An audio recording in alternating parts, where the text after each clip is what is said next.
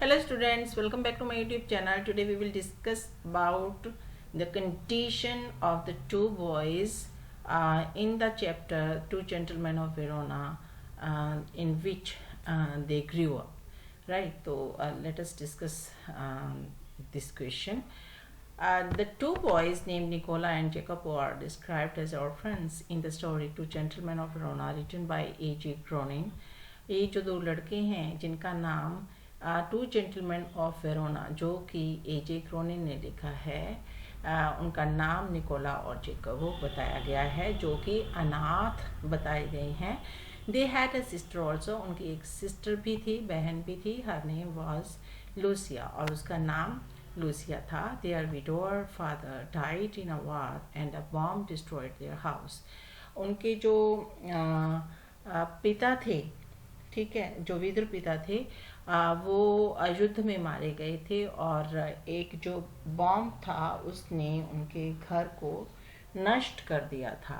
They became homeless and suffered horribly from starvation and exposure to the cold winter. और वे जो थे बेघर हो गए थे और भूखमरी और कड़ाके की ठंड के संपर्क में आने से बुरी तरह से पीड़ित थे. They had barely kept themselves alive in sort of shelter they built with their own hands amidst the rubble. और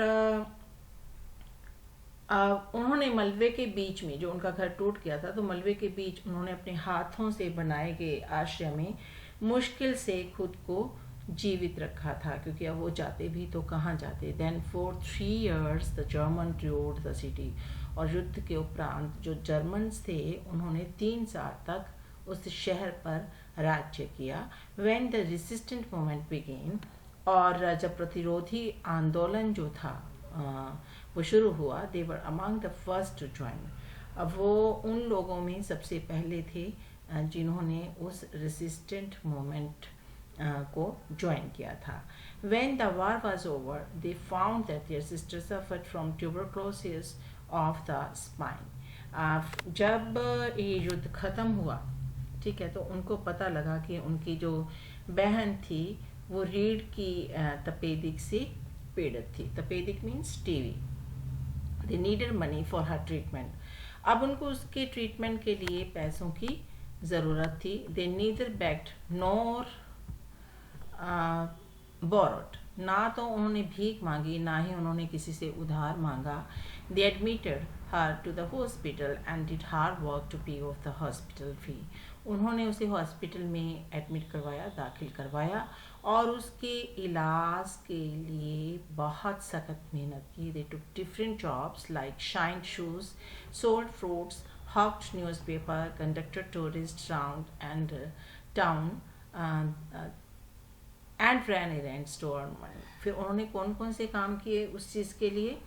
उन्होंने जो थे जूते पॉलिश करने का काम, फल बेचने का काम, समाचार पत्र बेचने का काम, पर्यटकों को शहर के चारों ओर ले जाना और पैसा कमाने के लिए वो ये सब काम जो थे वो करते थे. Their selfless action brought a new nobility to human life. और उनके जो निस्वार्थ कार्य थे उन्होंने मानव जीवन में एक जो नोबेलिटी लेके आए थे.